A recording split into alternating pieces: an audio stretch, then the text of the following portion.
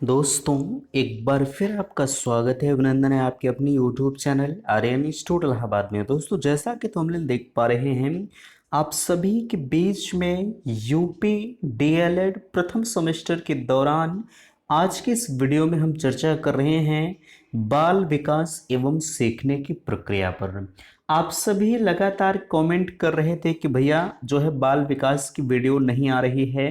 तो बिल्कुल आपको परेशान होने की ज़रूरत नहीं है, क्योंकि बाल विकास की वीडियो अगर नहीं जा रही है तो और भी सब्जेक्ट की वीडियोस ऑलरेडी आपके बीच में जा रही हैं। ठीक है, चलिए इसी के बीच में फेल होने का डर खत्म। जाहिर सी बात है, अगर देखा जाए तो जो बाल विकास का एग्ज़ाम हमारा होता है बाबू, वो 50 नंबर का होता है। ठीक है, तो 50 नंबर में अगर देखा जाए तो अधिकतर अभ्यर्थी ऐसे होते हैं जिनको दो दो घंटे के पेपर में 50 नंबर करने होते हैं। बहरहाल देखा जाए तो किसी का 1 नंबर से बैक लग जाता है, किसी का 2 नंबर से बैक लग जाता है। ठीक है, ऐसे केसेस देखने के लिए मिलते हैं। देखा जाए तो 25 नंबर वाले पेपर में आपको 12 नंबर पाने की ज़रूरत होती है।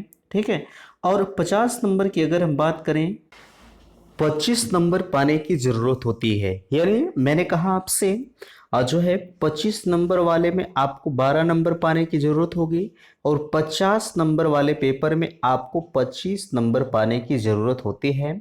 इसके बाद ही आप क्वालिफाई माने जाएंगे। लेकिन बहुत सारे अभ्यर्थी ऐसे होते हैं जिनके 25 नंबर आने भी बिल्कुल पिनाक हो जाता है। ठीक है, तो ऐसी चीजों को देखते हुए आपके बीच में एग्जाम फतह सीरीज आपके बीच में लॉन्च किया गया है। अगर आप एग्जाम फतह सीरीज से जुड़ते हैं तो मैं चैलेंज करता हूं कि 100% का कि आपको डीएलएड प्रथम सेमेस्टर में एक बेहतरीन अंक पाने से कोई रोक नहीं सकता। लेकिन जितने भी वीडियोस आपके बीच में दिए जाएंगे, हर एक वीडियो को वॉच करना होगा। ठीक है, अब यहाँ एक तरीके और भी आपके बीच में आ रहे हैं कि परीक्षा में प्रश्न कैसे पूछे जाएंगे, इसको भी हम आपके बीच में बताएंगे, क्योंकि ये चीज़ें जानना आपके लिए अत्यंत आवश्यक है। क्योंकि अभी आपने ग्रेजुएशन करके आए हुए हैं और ग्रेजुएशन में आपने बड़ी बड़ी कॉपियों को लिखते हुए आए हैं।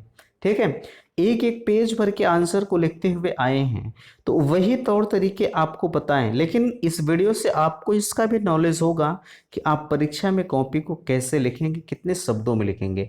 तो चलिए हम आपको लेके चलते हैं सीरीज की तरफ। लेकिन एक निवेदन आप सभी से करना चाहूँगा कि प्लीज़ अगर चैनल पर पहली बार विजिट किए हैं तो चैनल को सब्सक्राइब जरूर करेंगे। और आप सभी से मैं विनम्र निवेदन करूंगा कि आपका फीडबैक मुझे नहीं मिलता, प्लीज़ आप कमेंट करके मुझे ये अवश्य बताएं। महज 2 सेकंड का समय लगेगा कमेंट करने में। ठीक है, तो आप इस बात को बता दें कि भैया यहाँ से दी गई चीज़ें आपको समझ में आ रही हैं कि नहीं आ रही। ठीक है, क्योंकि आपका फीडबैक यार मेरे लिए सब कुछ होता है। तो चलिए हम आपको लेके चलते हैं। देखिए, सबसे पहले यहाँ देख सकते हैं आपके बीच में पहला पेज ओपन हो चुका है। देखिए, कहा जा रहा है पहले क्वेश्चंस आपके बीच में है कि समायोजन यह परिभाषा किसकी है। यानी एडजस्टमेंट की एक परिभाषा आपके बीच में दी जा रही है, वो पूछा जा रहा है कि परिभाषा किसकी है। समायोजन वह प्रक्रिया है जिसके द्वारा प्राणी अपनी आवश्यकताओं और इन आवश्यकताओं की पूर्ति को प्रभावित करने वाली परिस्थितियों में संतुलन रखता है। ठीक है, यानी एडजस्टमेंट का मतलब क्या होगा, जैसे आप किसी भी इन्वायरमेंट में जाएं और वहाँ के इन्वायरमेंट में आप अपने आप को ढाल ले जाएं, उसी को हम एडजस्टमेंट कहते हैं। ठीक है, तो ये जो परिभाषा आपकी है, ये बोरिंग, लैंगफील्ड और बेल्ड महोदय की परिभाषा है।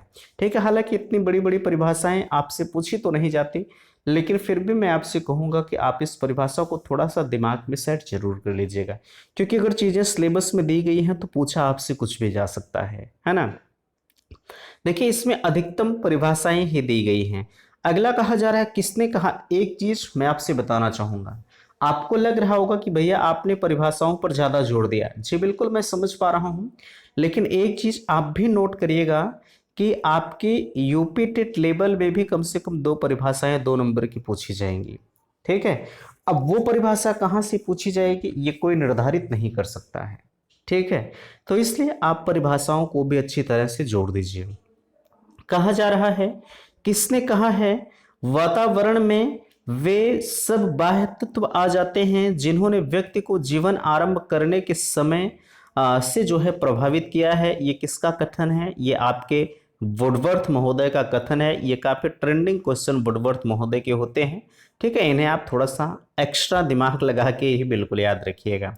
ठीक है, चलिए अगला क्वेश्चन, सीखने के एक क्षेत्र में प्राप्त होने वाले ज्ञान या कुशलताओं का सीखने के दूसरे क्षेत्र में प्रयोग करना साधारणतया प्रशिक्षण का स्थानांतरण कहलाता है। ठीक है, यह कथन किसका है? प्रशिक्षण का स्थानांतरण ये क्या चीज है? जैसे एक चीज ध्यान रखिएगा, ये शब्द आपके बीच में आया, इसे आप अंडरलाइन करिएगा। जैसे प्रशिक्षण का स्थानांतरण वही होता है, मैं मानता हूं कि आपके बीच में मैं टीचिंग कार्य कर रहा हूं। ठीक है, तो मुझे जितना नॉलेज है मैं अपने नॉलेज को आपके बीच में ट्रांसफर करने, स्थानांतरित करने का काम कर रहा हूं। ठीक है, यानी आप अपने पढ़ी पढ़ाई चीजों को किसी दूसरे को उसी चीजों को पढ़ा दीजिए, वो आपका स्थानांतरण कहलाएगा। ठीक है, प्रशिक्षण का स्थानांतरण। यह कथन किसका है? क्रो एंड क्रो महोदय का कथन है ना। थोड़े से नाम आपको अटपटे लगेंगे लेकिन यही नाम आपको रटना होगा, है ना। अगला क्वेश्चन कहा जा रहा है, बुद्धि परीक्षण को मुख्यतः किन दो वर्गों में विभक्त किया जा सकता है? तो बुद्धि परीक्षण आपके दो प्रकार के होते हैं, एक होता है वैयक्तिक बुद्धि परीक्षण, दूसरा है सामूहिक बुद्धि परीक्षण, है ना। आप इन्हें भी थोड़ा सा याद कर लीजिए। ठीक है, अगला क्वेश्चन, स्टैनफोर्ड बिने स्केल किस प्रकार का बुद्धि परीक्षण है?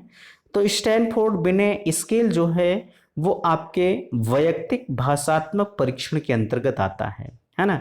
स्टैनफोर्ड बिने स्केल किस प्रकार का बुद्धि परीक्षण है? तो यह वैयक्तिक भाषात्मक परीक्षण के अंतर्गत आता है ना। अगला क्वेश्चन कहा जा रहा है आपके बीच में, प्याजे के संज्ञानात्मक विकास की मुख्य अवस्थाएं कितनी हैं? तो ध्यान दीजिएगा, संज्ञानात्मक विकास की कुछ अवस्थाएं आपके बीच में निम्न हैं जो आपके बीच में दी जा रही हैं। देखिए, संज्ञानात्मक विकास की अवस्थाओं के अंतर्गत अगर हम कहें तो आपकी संवेद पेशी अवस्था हो गई, प्राक संक्रियात्मक अवस्था हो गई, मूर्त संक्रियात्मक अवस्था है, औपचारिक संक्रियात्मक अवस्था है। ये मुख्य चार अवस्थाएं जो है वो प्याजे के संज्ञानात्मक विकास के अंतर्गत आती हैं, है ना। ये भी आपका हो गया। अगला क्वेश्चन है व्यक्तित्व का संक्षिप्त परिभाषित कीजिए। देखिए, रैक्स के अनुसार जो है व्यक्तित्व यानी पर्सनालिटी को परिभाषित किया जा रहा है, 2022 का रिपीटेड क्वेश्चन। ठीक है, रैक्स महोदय कह रहे हैं कि व्यक्तित्व समाज द्वारा मान्य तथा अमान्य गुणों का संगठन होता है। ठीक है, ये रैक्स महोदय का कथन है।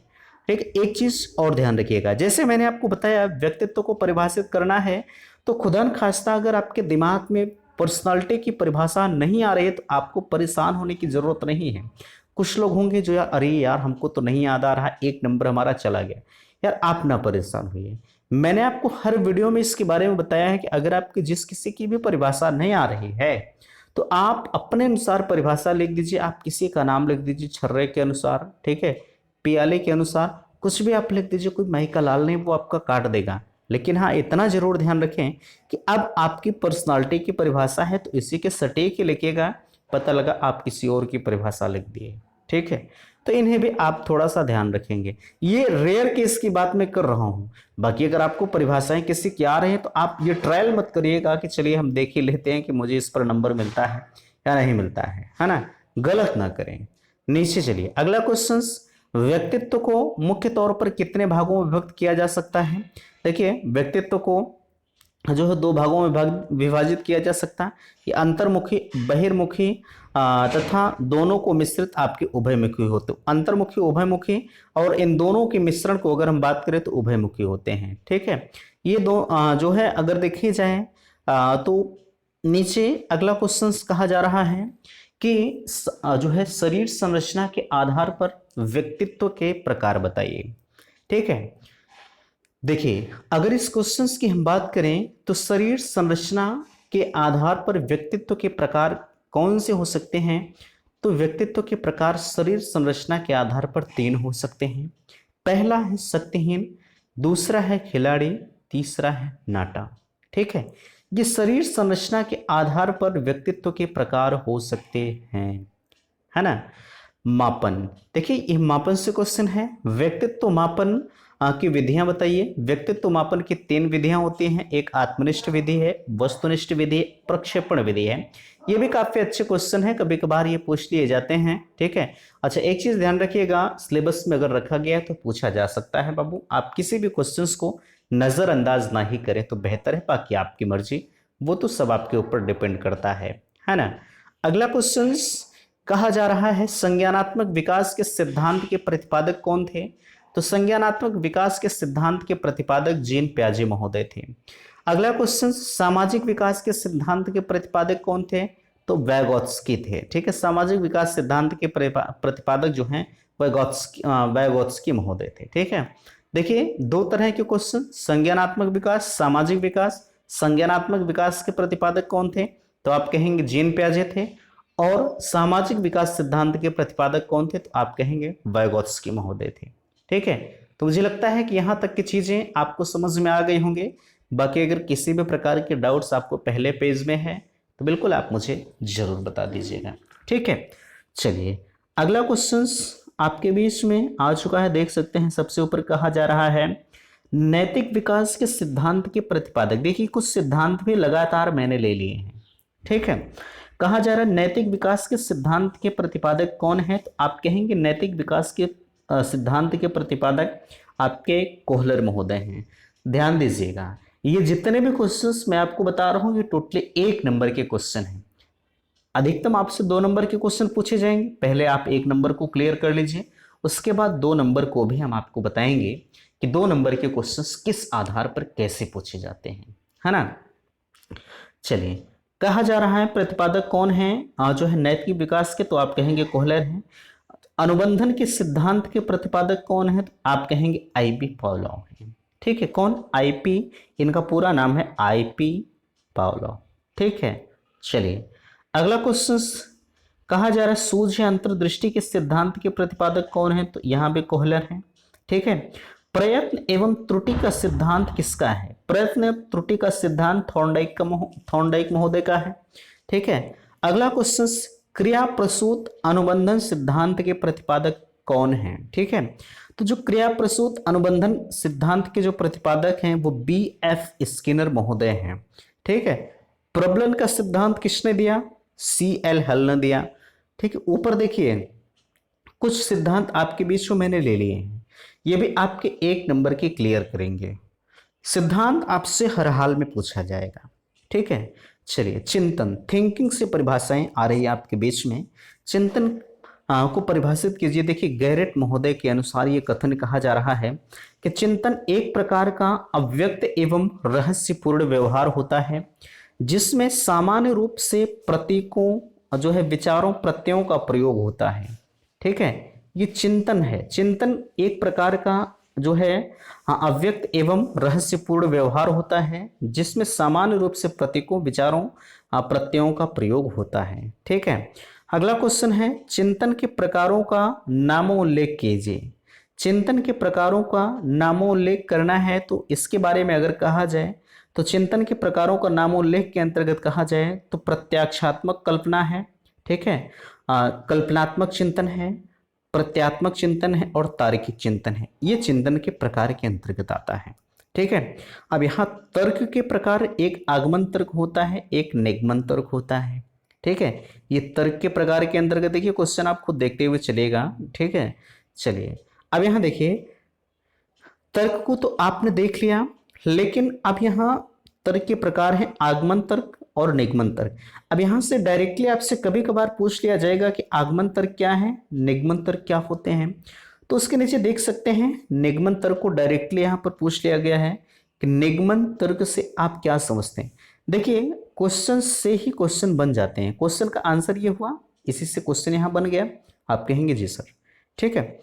चलिए अगला क्वेश्चन है इस तर्क में व्यक्ति दूसरों के अनुभवों विश्वासों या सिद्धांतों का प्रयोग करके सत्य का परीक्षण करता है, ठीक है। किस तर्क में, निगमन तर्क में। फिर से सुनेंगे, कहा जा रहा है इस तर्क में व्यक्ति जो होता है वो दूसरों के अनुभवों विश्वासों या सिद्धांतों का प्रयोग करके सत्य का परीक्षण करते हैं निगमन तर्क में। अब तर्क विकास की विधियां बताइए। तर्क विकास की भी कुछ विधियां हैं। कहा जा रहा है कि दृढ़ निश्चय विधि है, स्वाभाविकता का विकास है, जो है क्रमागत ज्ञान है, दूसरा है सूझ शक्ति का प्रयोग है। ठीक है, चलिए अगला क्वेश्चन है वंशानुक्रम का क्या अर्थ है। तो वंशानुक्रम माता पिता से संतान को प्राप्त होने वाले गुणों का नाम है। ठीक है, वंशानुक्रम का मतलब यही होगा कि जैसे आपके जो माता पिता है, माता पिता के माता पिता, फिर उनके माता पिता, फिर उनके माता पिता, धीरे धीरे ये वंशानुक्रम का प्रभाव जो है वो पीढ़ी दर पीढ़ी हमेशा ये चलता रहता है। ठीक है, चलिए अगला क्वेश्चन कहा जा रहा है वंशानुक्रम के सिद्धांत और नियम बताइए। वंशानुक्रम के सिद्धांत और नियम के अंतर्गत अगर हम कहें तो यहाँ कह सकते हैं उत्तर है नियम के अंतर्गत बीजकोश की निरंतरता का सिद्धांत, ठीक है, समानता का सिद्धांत, विभिन्नता का सिद्धांत और प्रत्यागमन का सिद्धांत, ये वंशानुक्रम के सिद्धांत के नियम के अंतर्गत आते हैं। ठीक है, अब यहाँ वातावरण यानी इन्वायरमेंट का अर्थ आपको जानना है, ध्यान दीजिएगा। अगर इसके अर्थ की हम बात करें तो बहुत ज़्यादा इसमें कोई टफेस्ट चीज़ें नहीं है, आप इसे अपने शब्दों में भी लिख सकते हैं। मैं बार बार आपसे कहता हूं कि आप किसी भी क्वेश्चंस को जो है रटने के बजाय आप समझने पर ध्यान दीजिए, क्योंकि अगर आप एक बार समझ जाएंगे तो वो चीज़ें हमेशा हमेशा के लिए आपके दिमाग में सेट हो जाती हैं। ठीक है, चलिए क्वेश्चंस कहा जा रहा है कि वातावरण का अर्थ बताइए। वातावरण वह वस्तु है जो किसी अन्य वस्तु को जो है घेरे हुए हैं और उस पर अपना सीधा प्रभाव वो डालती हैं। ठीक है, इसी को हम वातावरण के अर्थ के अंतर्गत कह सकते हैं। तो फिलहाल के लिए यहाँ तक की चीज़ें तो मुझे लगता है कि पूरी तरह से आपकी क्लियर हो गई होंगी। बाकी अगर किसी भी प्रकार का अगर डाउट्स है तो बिल्कुल आप अपने डाउट्स को कमेंट बॉक्स में मेंशन कर सकते हैं। ठीक है, चलिए अगला क्वेश्चंस आपके बीच में आ चुका है, देख सकते हैं अंतर्दृष्टि का सिद्धांत क्या है। अंतर्दृष्टि का सिद्धांत भाई किसने दिया था, अभी आपने इधर देखा था, फिर से हम आपको दिखा देते हैं। ठीक है, ऊपर हमने बहुत सारे सिद्धांत को लिए थे, देख लीजिए अंतर्दृष्टि का सिद्धांत। ठीक है, मैं आपको बताना चाहूँगा, देखिए इधर मैं वापस क्यों आया हूँ, क्योंकि आप इन्हें ताकि अच्छी तरह से समझ जाइए। सूझ है अंतर्दृष्टि का सिद्धांत जो है कोहलर महोदय का है। ठीक है, तो यही क्वेश्चंस आपके बीच में आ चुका है, देख सकते हैं। चलिए थोड़ा सा हाँ सही है, देखिए क्वेश्चंस कहा जा रहा है अंतर्दृष्टि का सिद्धांत क्या है। तो अगर हम अंतर्दृष्टि के सिद्धांत के अंतर्गत कहें तो आप ऊपर ये डायरेक्टली कह सकते हैं, जैसा कि आपके बीच में अंतर्दृष्टि के सिद्धांत के अंतर्गत कहा जाए तो उत्तर दिया जा रहा है व्यक्ति कुछ कार्यों को करके सीखता है और कुछ कार्यों को दूसरों को करते हुए देखकर सीखता है। जाहिर सी बात है, ये तो आज के समय में नियम ही है।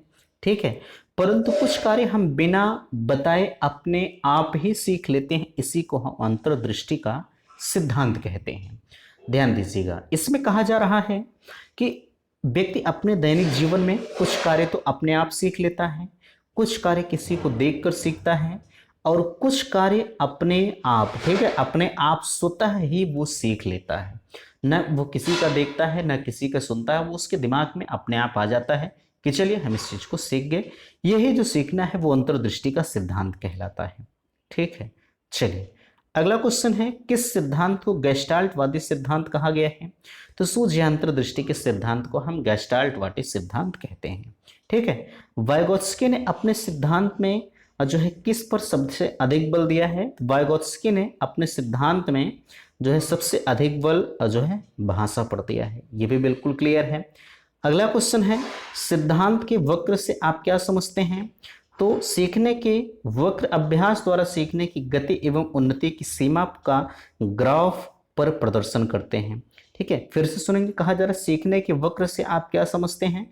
तो आप कहेंगे सीखने का वक्र आपने देखा होगा, अगर नहीं पढ़ा है तो थोड़ा सा एक बार ध्यान दीजिएगा।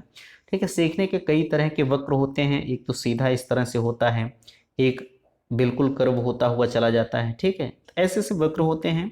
चलिए कहा जा रहा है कि सीखने के वक्र से आप क्या समझते हैं। तो सीखने के वक्र अभ्यास द्वारा सीखने की गति को जो है गति को एवं उन्नति की सीमा का ग्राफ पर प्रदर्शन करते हैं।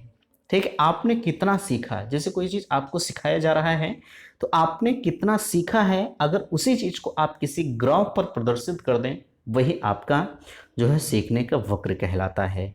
ठीक है, अगला क्वेश्चन है सीखने में पठार। ठीक है भाई, पठार सीखने में दिक्कतें भी आती हैं। ये पठार का मतलब ही होगा जैसे आप कोई चीज सीख रहे हैं, जिसमें मानता हूं कि डीएलएड प्रथम सेमेस्टर की क्लासें आप कर रहे हैं, तो आपको किसी ना किसी सब्जेक्ट में समस्याएं तो होंगी है, ये बिल्कुल लाजमी है। ठीक है, तो आप किसी भी सीखने के समय किसी भी चीज में अगर दिक्कत आ रही है तो वो पठार ही कहलाता है। तो सीखने में पठार आने के जो प्रमुख कारण है वो क्या हो सकते हैं, तो प्रेरणा का अभाव। जैसे मैं मानता हूं कि आपको अगर मैथमेटिक्स नहीं आ रहा है, अगर आपको कोई प्रेरित कर रहा है तो कहीं ना कहीं आप बेहतर करने का प्रयास करेंगे। ठीक है, और ये चीजें आपकी क्लियर होती हुई चली जाएंगी। अगला क्वेश्चन है सीखने का स्थानांतरण को परिभाषित करिए। अभी आपको मैंने बताया कि सीखने का स्थानांतरण क्या होता है। आपको कोई चीज आ रहा है, आप उसी चीज को किसी आप दूसरे को बता दीजिए, कहीं ना कहीं आपके सीखने का जो स्थानांतरण है वो हो गया। ठीक है, चलिए क्वेश्चन कहा जा रहा है परिभाषित करना है। वीजे अंडर वुड के अनुसार ये परिभाषा दी जा रही है, जो है वर्तमान क्रियाओं पर पूर्व अनुभवों का प्रभाव ही अधिगम या सीखने का स्थानांतरण कहलाता है। ठीक है, चलिए अगला क्वेश्चन है अधिगम स्थानांतरण के सिद्धांत का नामोल्लेख करिए। जो अधिगम स्थानांतरण के सिद्धांत, अगर इसके नामोल्लेख के अंतर्गत हम कहें तो उत्तर आप कह सकते हैं कि मानसिक शक्तियों का सिद्धांत। ठीक है, सिर्फ नामोल्लेख करना है, सिर्फ आपको नाम बताना है, इसके बारे में आपको डीपली नॉलेज नहीं देना है। ठीक है, मानसिक शक्तियों का सिद्धांत है, सामान्य तत्वों का सिद्धांत है, सामान्यकरण का सिद्धांत है, सामान्य से विशिष्ट तत्वों का सिद्धांत है। ठीक है, ये अधिगम स्थानांतरण के सिद्धांतों के अंतर्गत आता है। अगला क्वेश्चन आपसे कहा जा रहा है स्थानांतरण कितने प्रकार के होते हैं। स्थानांतरण आपके दो प्रकार के होते हैं, एक तो सकारात्मक स्थानांतरण है, दूसरा नकारात्मक स्थानांतरण। सकारात्मक में कोई चीज आप अच्छी सीख लें, और नकारात्मक स्थानांतरण मतलब होता है कोई चीज आप नकारात्मक सीख लें, गलत चीजें सीख लें। ठीक है, चलिए अगला क्वेश्चन कहा जा रहा है अभिप्रेरणा से आप क्या समझते हैं। अभिप्रेरणा अधिगम की प्रक्रिया का जो है सहायक अंग होता है। ठीक है, अभिप्रेरणा से आप क्या समझते हैं, तो अभिप्रेरणा जो होती है वो अधिगम की प्रक्रिया की सहायक अंग है। अभिप्रेरणा किसी कार्य को प्रारंभ करने तथा उसे पूर्ण करने की शक्ति प्रदान करती है, यही हमारी अभिप्रेरणा इसे कह सकते हैं, या इसी को आप मोटिवेशंस भी कह सकते हैं। ठीक है, चलिए अगला क्वेश्चन कहा जा रहा है अभिप्रेरणा को परिभाषित करिए। अब देखिए फिर से वही चीज आया कि नहीं आया। अभिप्रेरणा से आप क्या समझते हैं। ठीक है, अब यही चीजें आप यहाँ भी लिख दीजिए, कोई दिक्कत नहीं है, वो 100% सही हो जाएगा। ठीक है, अभिप्रेरणा को परिभाषित करिए। मैकडूगल के अनुसार ये परिभाषा अभिप्रेरणा को शारीरिक व मनोवैज्ञानिक दशाएं हैं जो किसी कार्य को करने के लिए प्रेरित करती हैं, इसी को हम अभिप्रेरणा कहते हैं। ठीक है, रुचि मीन्स इंटरेस्ट भी आपसे पूछा जा रहा है, तो ध्यान दीजिएगा। अगर हम रुचि को परिभाषित करें तो रुचि की परिभाषा के अंतर्गत क्रो एवं क्रो के अनुसार परिभाषा है, रुचि एक प्रेरक शक्ति है जो हमें किसी व्यक्ति, वस्तु या क्रिया के प्रति ध्यान देने के लिए प्रेरित करती हैं। ठीक है भाई, जब किसी चीज में, जैसे मैं मानता हूं कि मैं आपको पढ़ा रहा हूं, लेकिन अगर आप इसमें रुचि ही नहीं ले रहे तो मेरे पढ़ाने का कोई मतलब नहीं निकलता है। ठीक है, तो वही कहा जा रहा है, रुचि को परिभाषित करते हुए क्रो एंड क्रो महोदय कहते हैं कि रुचि एक प्रेरक शक्ति होती है। ठीक है, जो हमें किसी व्यक्ति, वस्तु या क्रिया के प्रति ध्यान देने के लिए प्रेरित करती है। ठीक है, इसी के अंतर्गत हम रुचि को परिभाषित करते हैं। देखिए यहाँ किसी मनोवैज्ञानिक के अनुसार परिभाषा दी गई है, बट अगर आप अपने मन से इसी परिभाषा को देना चाहते हैं तो कोई दिक्कत नहीं है। मैंने आपसे बताया किसी आप ऐसे नाम को सेलेक्ट करेंगे जो आपको लगता है कि नहीं ये किसी मनोवैज्ञानिक का नाम हो सकता है। ठीक है, क्योंकि यहाँ नाम देख सकते हैं, मैकडूगल ये कैसे नाम है, क्रो एंड क्रो ये कैसे कैसे नाम है। ठीक है, आप इसी के समानांतर नाम को ही सेलेक्ट करेंगे। बाकी अगर रुचि की परिभाषा है तो आप रुचि की परिभाषाओं, रुचि को देखते हुए आप किसी सटीक परिभाषा को दीजिएगा। ठीक है, जैसे रेयर केस में अगर नहीं आ रहा है तो कि मैं बात कर रहा हूँ, नहीं तो भाई अगर आ रहा है तो आप सही ही लिखेंगे। ठीक है, चलिए अगली परिभाषा है, अगला क्वेश्चन है रुचि के प्रकार कौन कौन से होते हैं। रुचि दो प्रकार की होती है, एक जन्मजात रुचि होती है, एक अर्जित रुचि होती है। जन्मजात मतलब आपका जब जन्म होता है तो आप रुचि को साथ लेके आते हैं। ठीक है, अर्जित मीन्स आप जन्म होने के बाद जब धीरे धीरे आपकी एज, उम्र बढ़ती है तो आप धीरे धीरे कुछ रुचियां ऐसी होती हैं जिन्हें आप अर्जित करते हैं।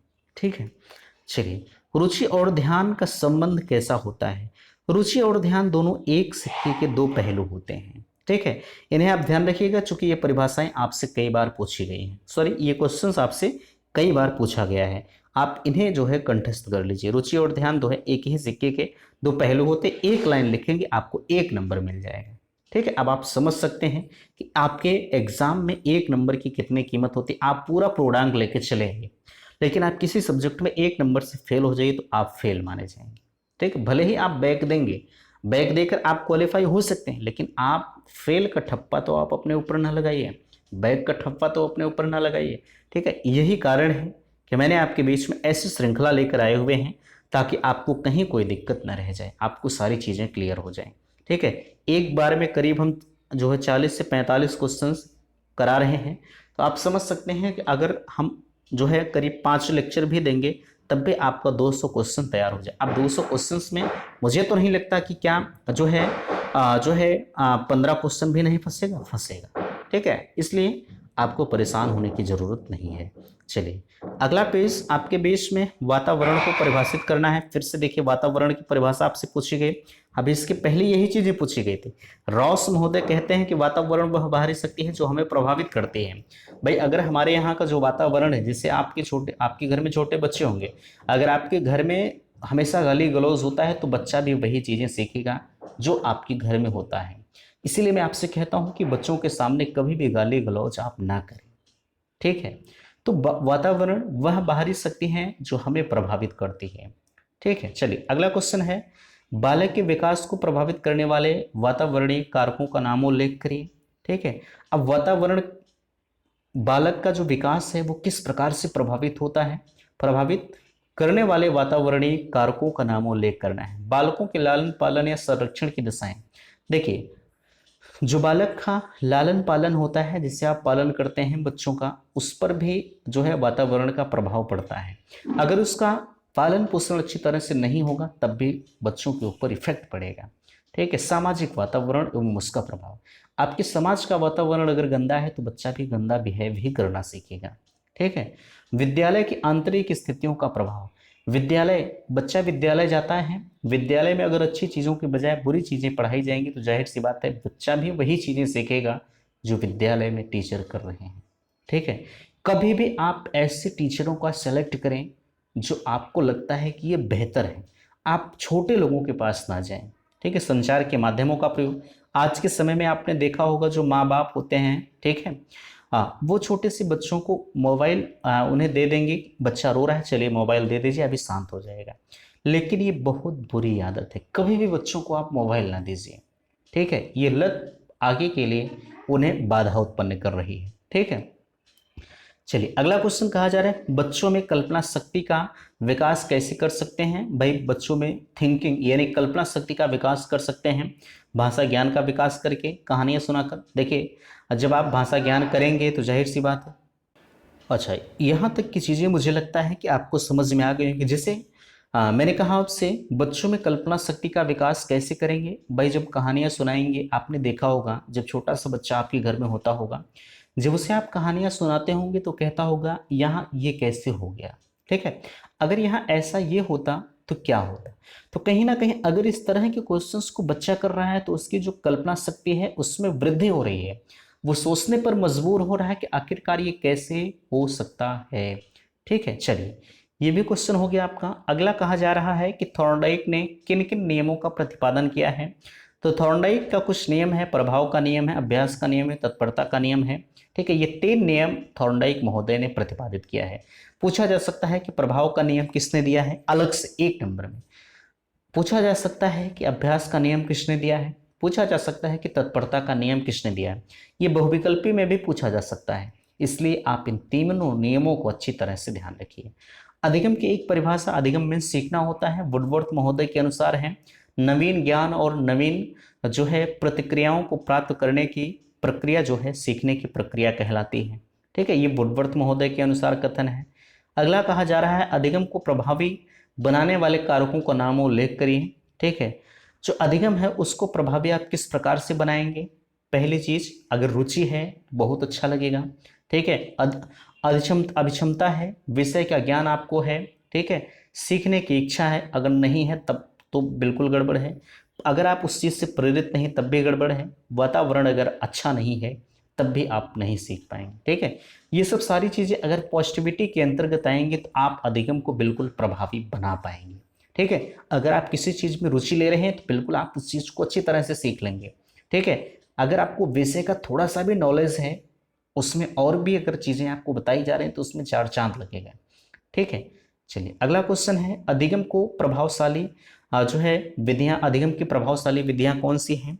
करके सीखना है, ठीक है, अनुकरण द्वारा सीखना है, निरीक्षण करके सीखना है, परीक्षण करके सीखना है, प्रोजेक्ट विधि। ठीक है, ये अधिगम की जो है कुछ प्रभावशाली विधियों के अंतर्गत आते हैं। ठीक है, चलिए अगला क्वेश्चन कहा जा रहा है, सीखने के गौड़ नियम कौन कौन से हैं?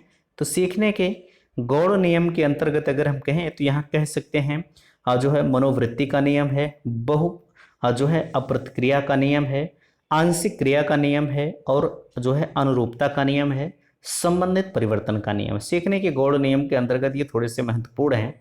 ठीक है, 5 नियम हैं, पांचों को आप थोड़ा सा ध्यान दीजिएगा। ठीक है, चलिए अगला क्वेश्चन है, सीखने के नियमों की क्या उपयोगिता है? भाई सीखने के जो नियम है हमारे दैनिक जीवन में क्या उपयोगिता है? तो सीखने के नियम का प्रयोग करके जो शिक्षित छात्रों में अधिगम के प्रति रुचि, उत्साह एवं जो है संतोष विकसित करते हैं। ठीक है, ये भी आपका हो गया।